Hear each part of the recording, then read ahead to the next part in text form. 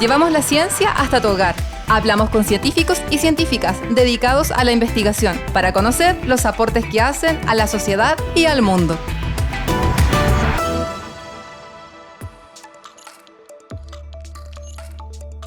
Ahora vamos a cambiar de tema, un tema que lleva bastante tiempo en la agenda noticiosa, que ha sido controversial también, que es el TPP-11, el tercer tratado de libre comercio más grande del mundo tras el CETA entre Canadá y la Unión Europea y el UMSCA entre Canadá, Estados Unidos y México. Entre las características más relevantes, busca rebajar barreras comerciales para facilitar los negocios internacionales, establecer reglas comunes de propiedad intelectual y abordar temas de derecho ambiental y de derecho del trabajo. Para hablar de este tratado, hoy día vamos a conversar con Jaime Tigmes, abogado de la Universidad de Chile, doctor en Derecho de la Universidad de Tübingen en Alemania y desde el 2013 académico de la Facultad de Ciencias Jurídicas y Empresariales de nuestra universidad. Muchas gracias, Jaime, por acompañarnos hoy día en el Café Científico. Muchas gracias por la invitación. Bienvenido, Jaime, a nuestro Café Científico. Tenemos un invitado de la casa, ¿cierto?, de nuestra universidad, académico de la Facultad de Ciencias Jurídicas y Empresariales, que nos viene a hablar de este tema, como dice Alex, un poco controversial. Hace años escuchamos acerca de este tratado. La verdad es que yo creo que no muchos sabemos lo que realmente conlleva, y para ello queríamos consultarte en primera instancia, ¿quiénes son parte de este tratado y cuál es el objetivo de participar en él? Era el TPP, cuando todavía participaba Estados Unidos en el proyecto. Después, con el gobierno de Trump, las primeras cosas que hizo fue retirarse. Entonces, los estados que quedaron, cuando se plantearon qué iban a hacer al respecto, y decidieron continuar sin Estados Unidos, y ahí se cambió el nombre a CPTPP, pero en términos coloquiales conocido como TPP-11, por eso los 11 que quedaron del TPP. Antes eran 12, ahora son 12. Y son entonces 11 países y uno de ellos es Chile. Entonces están Australia, Brunei, Canadá, Japón, Malasia, México, Nueva Zelanda, Perú, Singapur y Vietnam, aparte de Chile. ¿Y cuál es el objetivo que tiene este tratado, así en forma más o menos general? Alex estaba conversando un poco, ¿cierto?, algunos temas. Tú, como experto también en esta materia, más que nosotros con seguridad, si nos puedes contar qué beneficios tiene, para dónde vamos con este tratado, si nos puedes contar acerca de eso. Sí, una buena pregunta. En fondo, con estos tratados es bien difícil predecir las consecuencias económicas que van a tener, ¿no? Que hay modelos matemáticos que tratan de predecirlo, pero no es una ciencia exacta. Entonces siempre al final las partes dan números de con tal o cual tratado, cuántos miles de millones de dólares más va a haber crecimiento del comercio, del PIB, pero al final es imposible predecirlo, ¿no? Son estimaciones solamente. Entonces, por ese lado, quizás hay una expectativa de que probablemente se produzca un beneficios económicos, pero nadie puede saber cuántos son. Imposible predecir el futuro. Y el objetivo de este tratado y otros similares es crear redes comerciales entre los países para facilitar el comercio, básicamente en términos simples, comercio de bienes y servicios, de productos y servicios. Entonces, por ejemplo, imaginemos un mundo que no existiesen estos tratados, como era hace unos 50 años atrás, en gran parte de Latinoamérica, también en Chile, cuando había una política de sustitución de importaciones. Entonces, en esa época, hace muchos años atrás, claro, había, por ejemplo, televisores producidos en Chile, ¿no?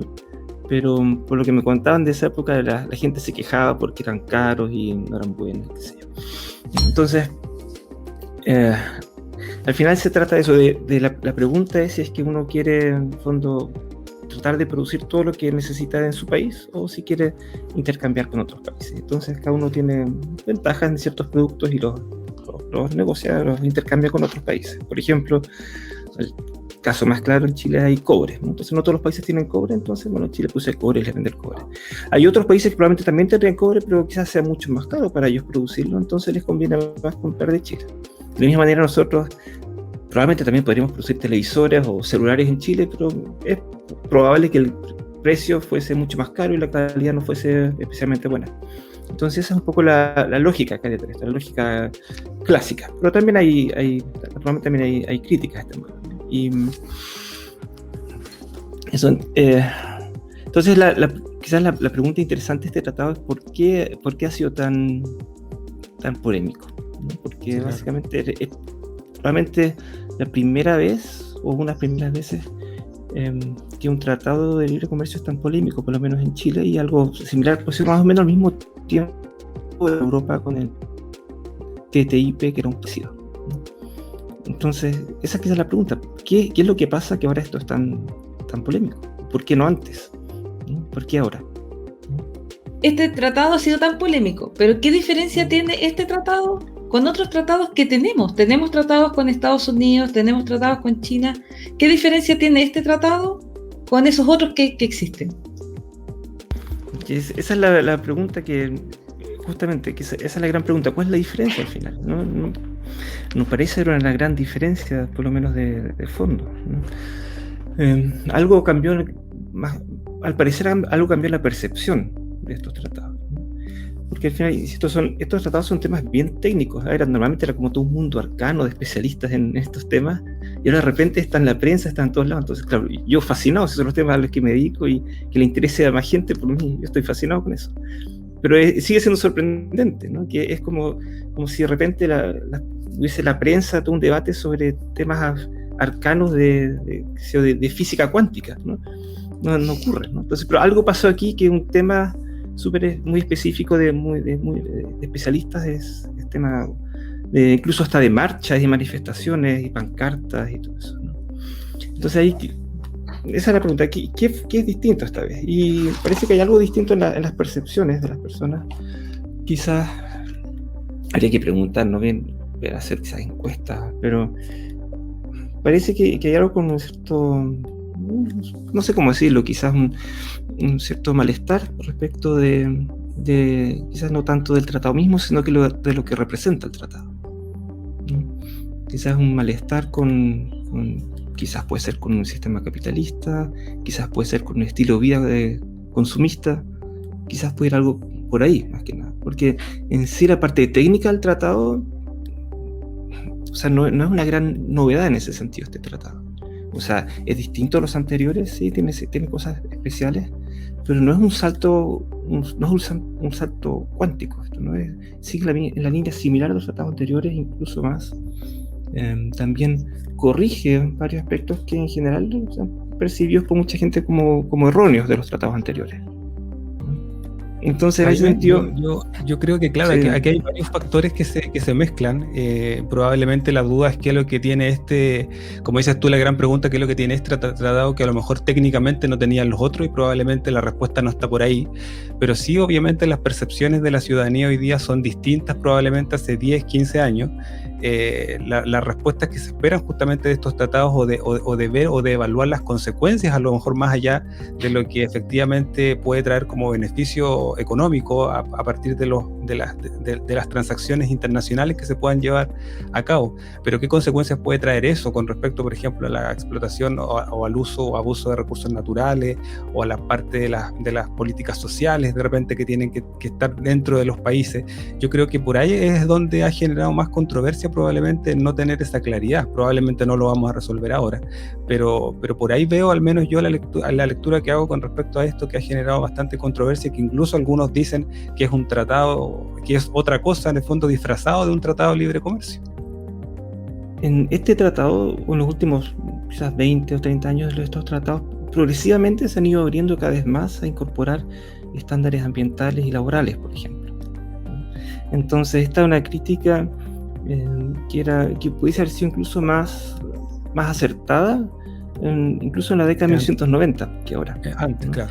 Claro, este tratado incluso, conjunto de varios de estos tratados en los últimos años han ido justamente incorporando más estándares ambientales, laborales, mayor también un espacio regulatorio mayor para los estados, por ejemplo, frente a inversionistas en comparación a antes. Entonces realmente no parece ser un tema de la regulación misma. Quizás sea una cuestión más de la época en que vivimos, quizás sea más un retorno a la política nacional por sobre la internacional, ¿no? Y aquí, porque es interesante también que las críticas al TPP-11 coinciden movimientos de todos los colores políticos, ¿no? Hay críticas desde lo que podemos llamar la derecha, ¿no?, nacionalista, a lo que podríamos llamar también la izquierda nacionalista, y coinciden en esto, ¿no? O sea, es muy interesante que en Estados Unidos haya sido Trump, un presidente que normalmente uno lo asocia de manera intuitiva con la derecha nacionalista, ¿no?, quien le haya terminado con este proyecto en Estados Unidos. Y por otro lado, en Chile, yo me atrevería a decir que es más bien una crítica más bien desde la izquierda, ¿no? Me atrevería a decirlo, como primordialmente, ¿no? Entonces coinciden acá. ¿Y en qué coinciden? A mí me parece que coinciden en una visión más que está marcada en cierto punto por un cierto nacionalismo, ¿no? Y a veces cuando llega a ser muy exagerada, a veces incluso parece un poco chauvinista lo que dicen, ¿no? Pero un poco ese retorno al Estado-nación para regular los asuntos, ¿no? Esa es un poco la crítica que hay, por lo menos una parte de la crítica, que cuando estos tratados estarían quitando a los estados la posibilidad de regular, de tomar decisiones, ¿no? Que serían en este caso estos tratados o serían instituciones internacionales impersonales las que estarían tomando las decisiones, ¿no? Y detrás de eso está la premisa de que el Estado puede regular mejor los asuntos que las organizaciones internacionales, que los tratados. Pero ahí hay que poner un poco cuidado también, porque esto se resume muchas veces en la palabra soberanía, ¿no? De no perder soberanía, de que el Estado pueda regular. Pero ojo, porque en el fondo la soberanía no es buena en sí misma. La soberanía puede ser buena o mala, depende para lo que se use, ¿no? O sea, por ejemplo, un Estado puede reclamar la soberanía para violar los derechos humanos, ¿no? Y que nadie se meta en sus asuntos. O sea, la soberanía no es buena en sí misma, ¿no? Y un poco lo que, por lo menos yo percibo, es que muchas personas que critican este tratado lo critican desde esa perspectiva, de un retorno a la soberanía, pero tal vez sin plantearse que que fortalecer a los estados nacionales puede ser una solución para ciertos aspectos, pero no para otros, ¿no?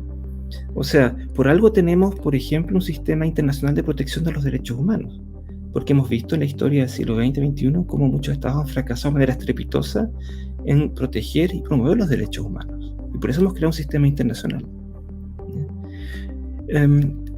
Puede ocurrir algo similar también, por ejemplo, en materia medioambiental. Está claro que necesitamos tratados internacionales para proteger el medio ambiente, por ejemplo, en el tema del cambio climático, ¿no? Hoy en día es ilusorio pensar que un estado va a poder por sí solo solucionar el problema del cambio climático. Eso no se puede, hay que tener un tratado internacional para eso, ¿no?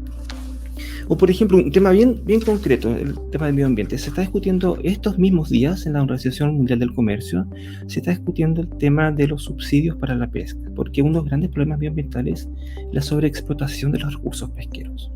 Y un problema que ha conducido a eso han sido los subsidios para la pesca industrial o artesanal. Y se está discutiendo en la OMC cómo hacer para reducir estos subsidios para proteger a las especies marinas. Pues bien, lo interesante es que el TPP-11, al igual que el TEMEC, este tratado entre Estados Unidos, Canadá y México, el TPP-11 tiene justamente una disposición que prohíbe estos subsidios para la pesca, ¿no? O sea, lo que se está tratando de lograr en la OMC a nivel de todos los países que no lo han logrado todavía, el TPP-11 ya lo tiene, ¿no? A ver, con esto no quiero decir que el TPP-11 sea mágico o sea la solución a otros problemas, también tiene sus aspectos que a mí no me gustan personalmente, ¿no? Lo que quiero enfatizar con esto es que estos instrumentos como el TPP-11 pueden ser buenos o malos dependiendo para qué uno los use, para qué uno los requiera. Y hay ciertos problemas que, por ejemplo, de la subsidio a la pesca, podríamos ya tener una buena solución, por lo menos en el contexto del Pacífico, de los estados que pueden ser parte del TPP-11, para solucionar el problema de la sobrepesca, ¿no? Entonces yo creo que estas críticas tan generales al TPP-11 son simplificaciones. Al final conviene más ver en detalle el tratado. Y para eso el debate en Chile ha sido muchas veces un poco con hartos errores en la información. Por eso quisiera extender la invitación a que las personas lean el tratado. Está disponible el texto en internet, uno puede descargar los capítulos y puede leerlos.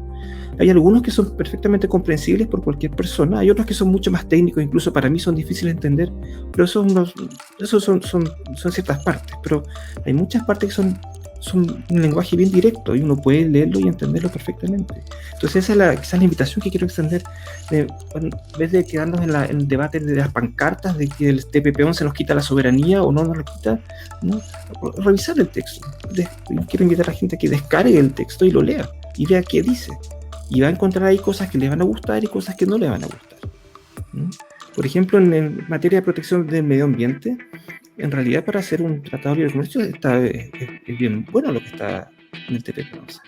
Jaime, te quiero pedir un detalle. Si podemos profundizar un poco más justamente en este tema de los derechos ambientales o de lo que tú mencionabas justamente que contiene el tratado. Pero tenemos que hacer una pausa y luego seguimos conversando. Estamos hablando con el doctor Jaime Tigmes de la Facultad de Ciencias Jurídicas y Empresariales.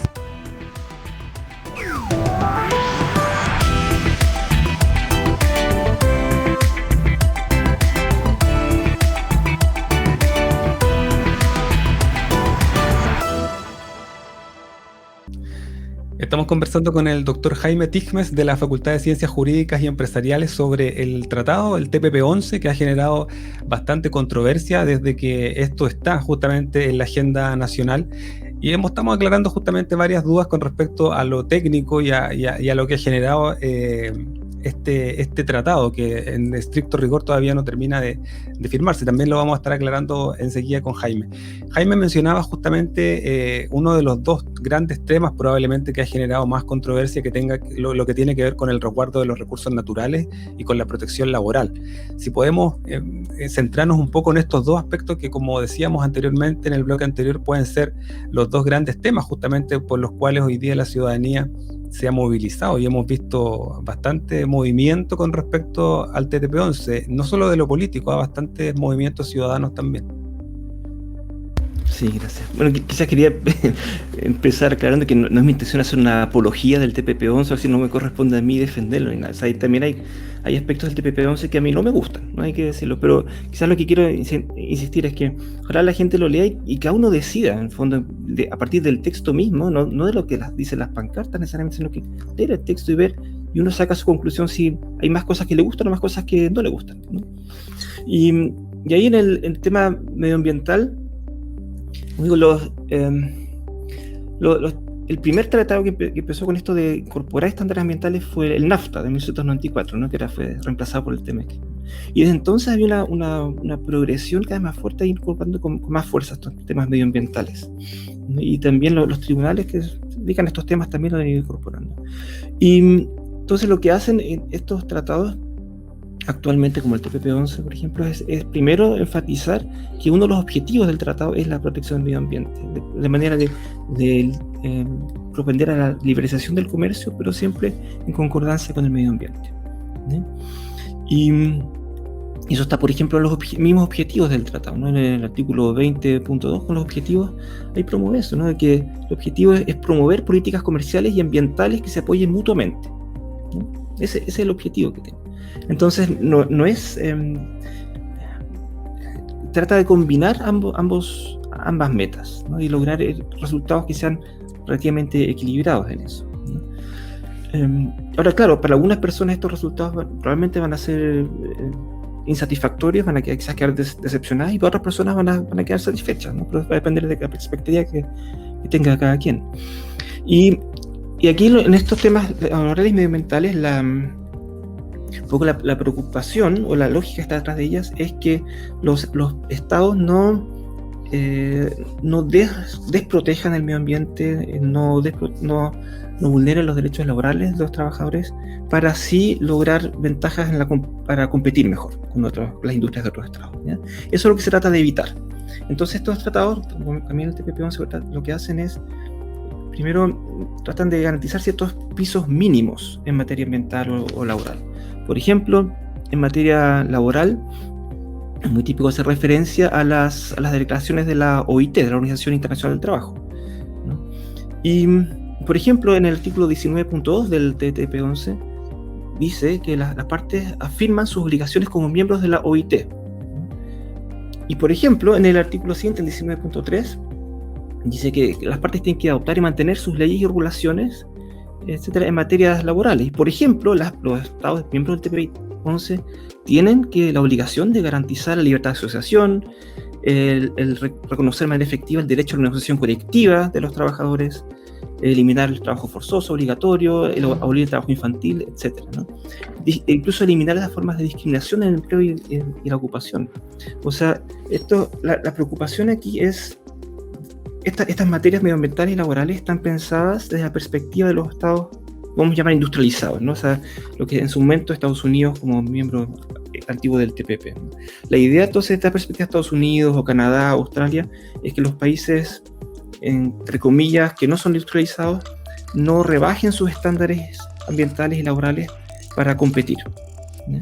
Entonces, lo interesante y esto es que en la década de 1990, todavía los países no industrializados, los países en desarrollo, estaban en contra de estos estándares, ¿no? Porque decían, no, nosotros queremos competir, decían, tal como los países industrializados se industrializaron contaminando y vulnerando derechos laborales, y ahora son potencias económicas, nosotros queremos hacer lo mismo, ¿ya? Eso sí, en los años 90, en los años 90 estos estándares medioambientales y laborales, muchas personas los percibían como una forma de imperialismo y de opresión, ¿ya? Un imperialismo parte de estas grandes potencias industriales.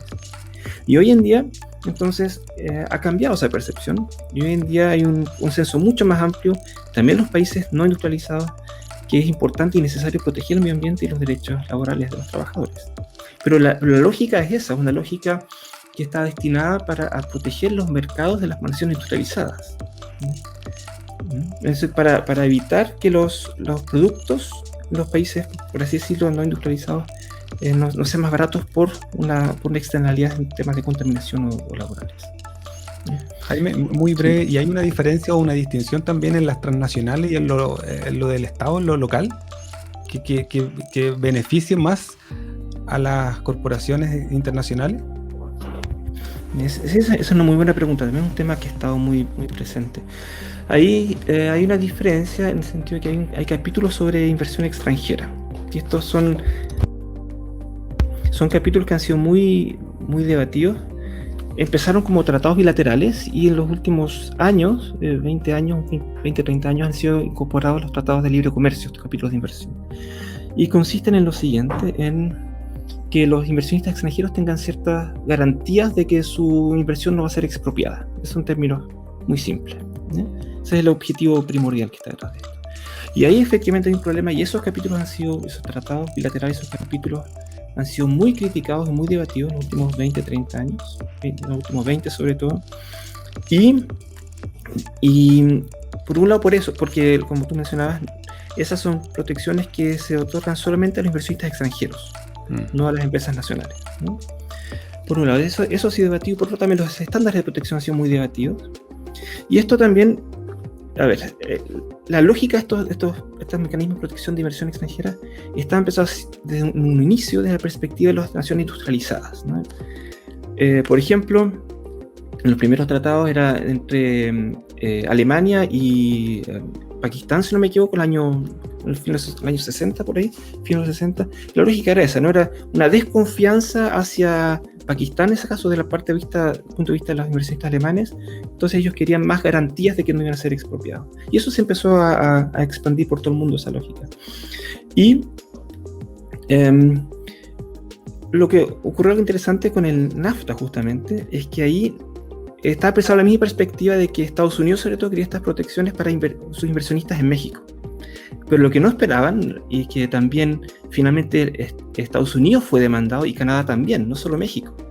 Entonces ahí empezó a formarse un consenso en general de que esto no estaba funcionando bien, y no por ser muy magnánimos, sino porque también las naciones industrializadas se dieron cuenta que también salían perjudicadas por esto. Entonces el TPP-11, por ejemplo, es más restrictivo que lo que fue el NAFTA en su momento para proteger la inversión extranjera. porque había todo un reconocimiento de que eran estándares demasiado amplios de protección para la inversión extranjera y que coartaban de manera que muchas personas estimaban que era excesiva, coartaban de manera excesiva la capacidad regulatoria de los estados, por ejemplo, para imponer obligaciones de protección del medio ambiente. Entonces, ahora estos tratados más nuevos, de los últimos 10 años o algo así, justamente han tratado de volver a garantizar a los estados un mayor espacio para regular, ¿ya? Y que esas regulaciones no sean calificadas como una expropiación indirecta. Es decir, con estos tratados con el TP11 o el TMEC actualmente en comparación con el NAFTA, los inversionistas tienen que, si el Estado toma una medida de protección medioambiental, en estos tratados actuales es más probable que el inversionista simplemente tenga que aceptarla, ¿no? Con los estándares que había antes del NAFTA, era más probable que el inversionista pudiese alegar que había ocurrido una expropiación de su inversión, y tuviera que recibir una indemnización. Es decir, aquí es interesante también porque estos tratados de libre comercio, por ejemplo, muchas veces uno los entiende como las naciones industrializadas que explotan a las naciones pobres, entre comillas, ¿no? No sé cómo decirlo, en desarrollo, ¿no? Pero lo interesante es que las naciones en desarrollo también han usado estos mismos tratados para impugnar esa estructura jerárquica internacional, ¿no? O sea, los estados, las naciones en desarrollo también son agentes, no son solo pasivos y aceptan estos estándares y salen perjudicados, sino que son capaces muchas veces de tomar estos estándares y con ellos mismos impugnar ese sistema que consideran que es injusto. Ahí hay mucho más agencia de lo que uno puede creer al primer momento. Es súper interesante, Jaime, y yo creo que podríamos estar hablando aquí mucho más tiempo.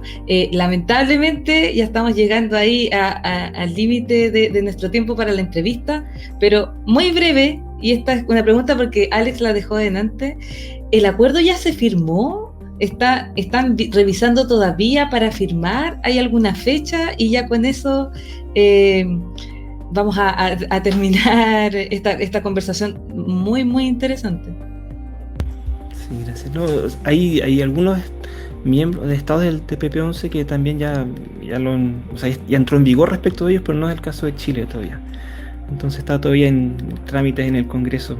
Vamos a ver qué sale, si es que lo aprueban o rechazan. Vamos a ver. Entonces, muchas gracias, Jaime, por acompañarnos en este capítulo. Yo creo que es un tema que vamos a seguir escuchándolo. Invitamos a todas las personas que nos están viendo, ¿cierto? Como dices tú, a informarnos, a leer lo que podamos entender. Yo creo que podemos también decidir si nos gusta o no, como decías tú, y también ver las ventajas y desventajas que pueda llegar a tener. Entonces, sí. Muchas gracias por acompañarnos el día de hoy. Y no sé, Alex, algunas palabras también. No, agradecer, Jaime, por el tiempo, por compartir este tema que uno queda pensando en realidad, porque tiene para mucho, tiene muchas aristas, y probablemente también ahora en el proceso político-social que estamos viviendo, constituyente, probablemente va a tomar más fuerza también, no desde el tratado mismo, porque es un tratado internacional, pero sí que la ciudadanía también está demandando muchos derechos sociales, resguardo de los recursos naturales, y probablemente ese tema va a continuar con este tratado o con otras cosas que seguramente vengan para poder resguardarlos también y poder en el fondo estar avanzando hacia una sociedad más justa, más equilibrada, que es lo que la gente también está pidiendo. Y que es lo que probablemente ha generado esta controversia con respecto a este tratado, que finalmente es un tratado comercial, pero que probablemente también tiene algunas aristas, como decías tú, que hay que revisar, y que finalmente serán los legisladores los que van a poner ahí la palabra final, así es que este acuerdo se aprueba en el corto plazo. Jaime, muchas gracias por el tiempo, por acompañarnos hoy día en el Café Científico. Muchas gracias por la invitación. Que estés muy bien. Chao, chao. Chao. Chao.